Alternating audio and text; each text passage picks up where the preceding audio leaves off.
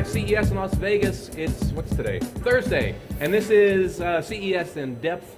Now, we just announced the Best of CES Awards, the CNET Best of CES Awards, and I want to talk about those with two of the main people who put those awards programs together, that award program together. That's to my immediate right, Lindsay Turrentine, the editor-in-chief of CNET Reviews, and John Falcone, executive editor. Yes, sir. To her right. Wow, what a great lineup of products we had this year. It's pretty exciting.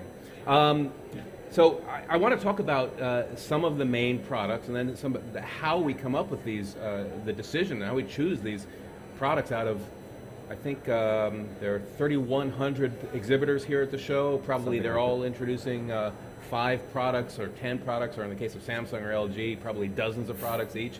And of those, we picked 10.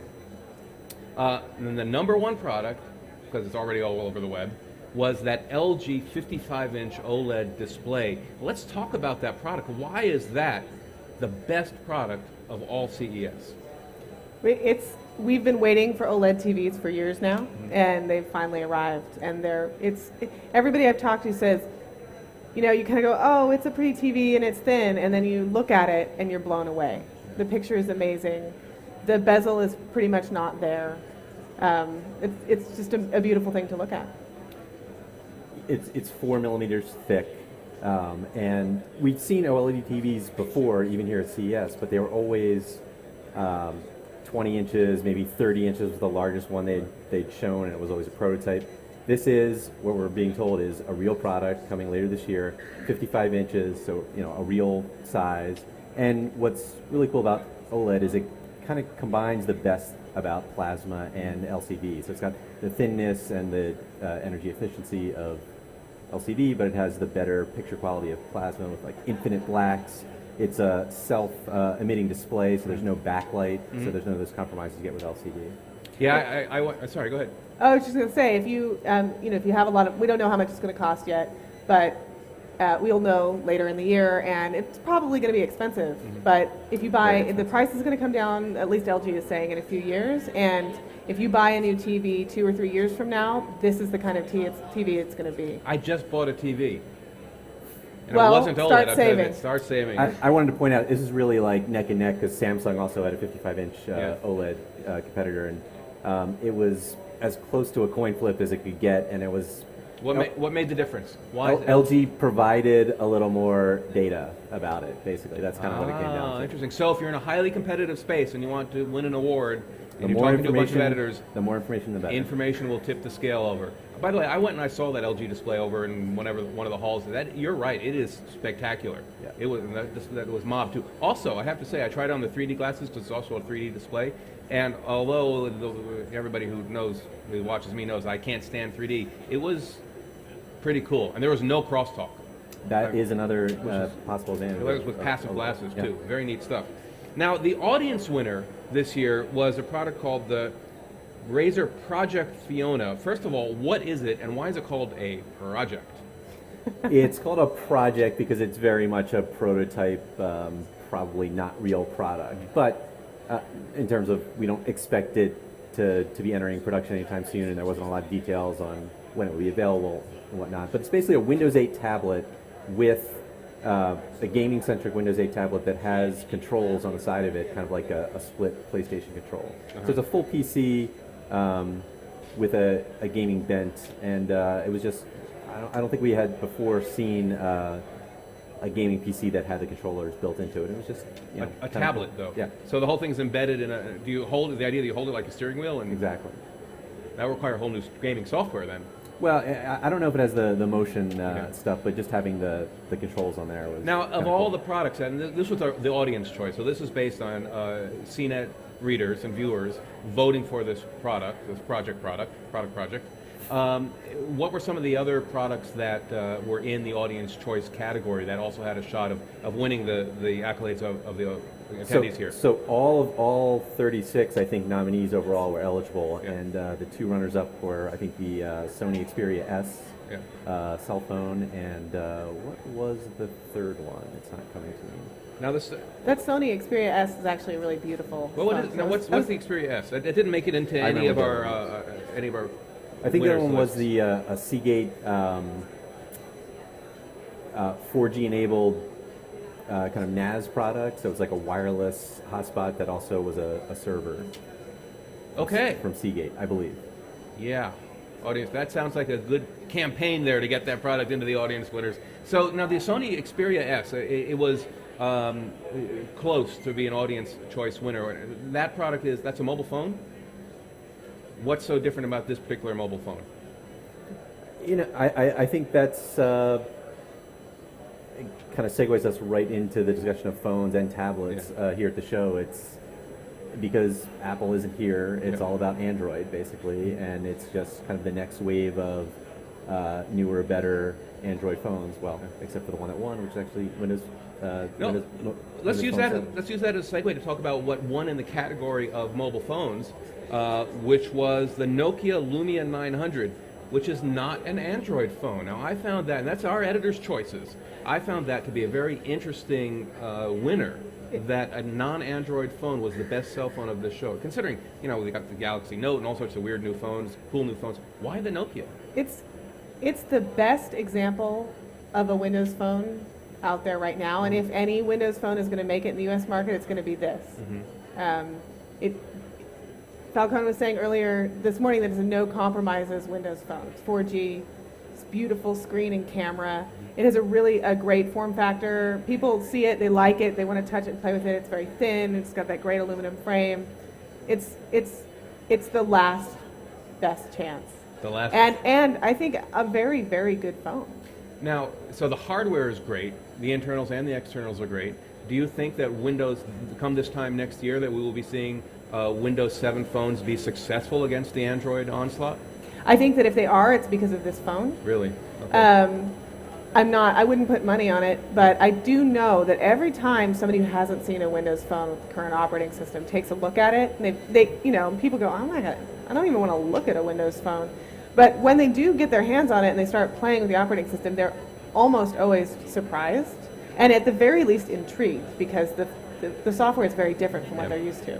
I would second that. I have a demo Windows phone right now, and I would say to people out there, give it a look. It's a good platform. The app support, of course, is not there. It's third place. But the phone itself and the built-in apps are quite good. It's third place with like 30 or 40,000 apps, right? Yeah, I mean, but there's still. tens of thousands of apps there. If you don't want to have a really deep bench of apps, right? All you really want is to take some pictures and keep in touch with people and take a look at your calendar. You're going to be. It's enough. It is, except if you want to be in the geekosphere and get all the cool new apps that all the little tiny startups are working on. They're not working on Windows Phone 7. They can't afford to right now. No, definitely not. I mean, it's definitely in third place, and so I think there's a real uphill battle there, because you're not going to the Windows team is just not going to get the kind of exposure from having this cutting edge experience. I think it'll be interesting to see how that compares against BlackBerry, basically, because BlackBerry is really suffering in the marketplace, and it'd be interesting to see if Windows Phone 7 makes inroads against BlackBerry, maybe more so than Android and iOS. Now, I just want to talk about this briefly. This is none of our particular category, which is car tech, and I want to mention this because you talked about BlackBerry. So there are no BlackBerry mobile phone products on our list, but the QNX Car 2 mobile apps platform was our car tech winner. I just wanted to mention that to people because that is kind of a vestige of the BlackBerry ecosystem in the car, which I think is a very interesting place for it to be. Of course, QNX is a real-time operating system which relates a lot to transportation. It's a good OS for things that are more embedded. So, and it's what they're building their next generation smartphone OS on as well. We'll see if they make it that far. Between you and me, I'm not so sure. We'll see. Sorry, BlackBerry. Okay, now there are other interesting products out there. What do you guys think was, of all the products we saw here at CES, of all the top 10 of the best of CES, the most important product? Was it the TV, or are there other products that were arguably more important to the technology economy than that? I am really fascinated by the 3D printers. There were 2 3D printers on our list. There was the MakerBot product and the 3D Systems product. Right. The MakerBot product won because it can print in a couple colors. Mm-hmm. By a couple of colors, you mean a couple of materials. Yes. Yes, colored materials. Yeah, go on. But what I just love to think about is this idea that, 5-10 years ago, the process of creating words and to a certain extent videos became accessible to everyone. So everybody became a publisher, and it changed the way that we consume media and information. This product will let really anybody with a little bit of money, it's $2,000, and who has a friend who knows CAD, or if they know CAD, make prototype products in their home. And imagine that. If that picks up, people who are small inventors or just have a really interesting idea, just start to make their own stuff. I mean, if you're wealthy and you can afford that, you could just make toys for your kids in your house. It's a very interesting thing to think about all the possibilities that could come from being able to quickly fabricate products in your own home. John, you're going to get one, make your own chest kits? Exactly. I'm probably not going to get one, but the idea of that is really intriguing, and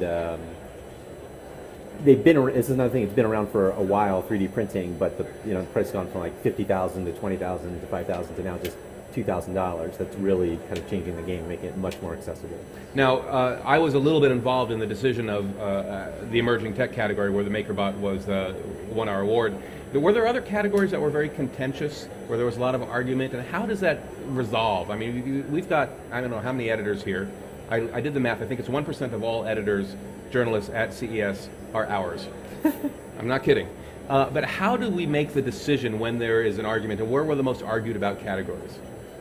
Well, the way that we come to this conclusion is that we have editors who are they're experts in a product category. They're out on the floor, they're writing about these, they nominate 3, and then they decide, that beat team decides as a group which is going to win in that category. And then all of the CNET editors get together in our editorial trailer, and we hash it out. Everybody gives a pitch for the product that they think should win from their category, and then we talk about it, we debate, and then we vote.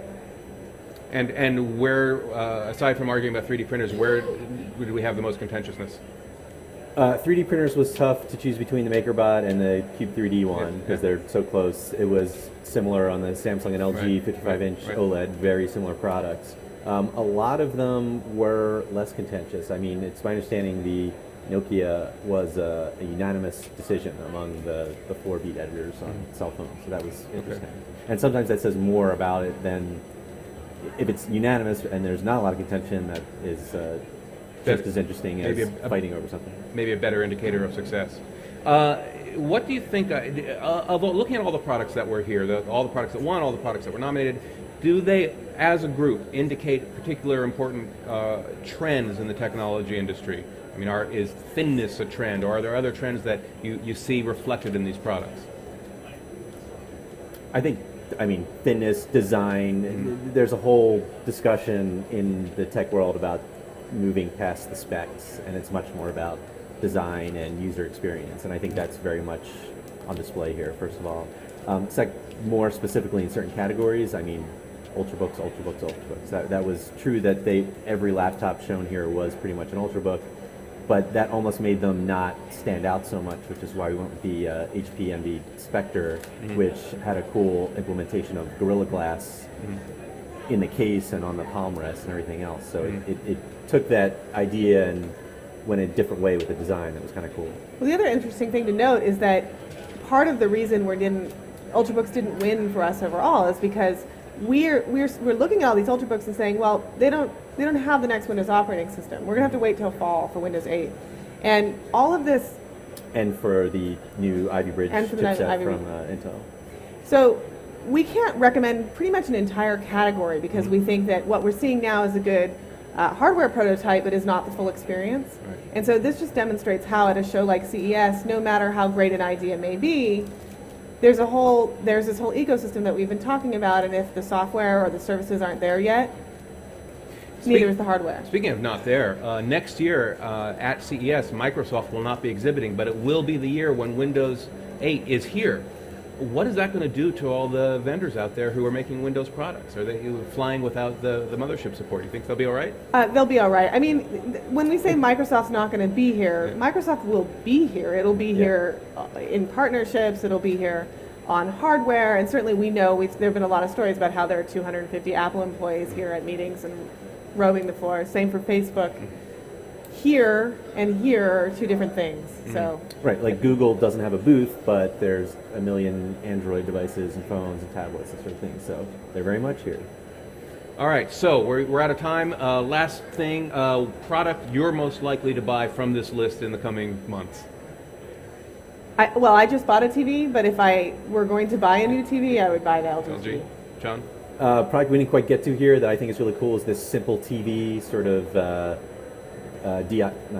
bring your own storage DVR product that we always get questioned, what's this cord cutting product? Yep. And this product from a little startup called Simple TV looks really promising. That was our home theater winner. Yes. John Falcone, Lindsay Turntime, thank you very much. Thank you. I'm Rafe Needleman. This has been CES In Depth. Join us immediately after the show for the 404. Join me tonight, or this afternoon at 5 o'clock. I'm going to have the CEO of MakerBot, Bree Pettis, here, along with Kathy Lewis from 3D Systems, talking about the economy of 3D printing. And join me again tomorrow morning at 10 a.m. for Reporters Roundtable, talking about opportunities for startups here at CES. Thanks very much. See you tomorrow, or tonight.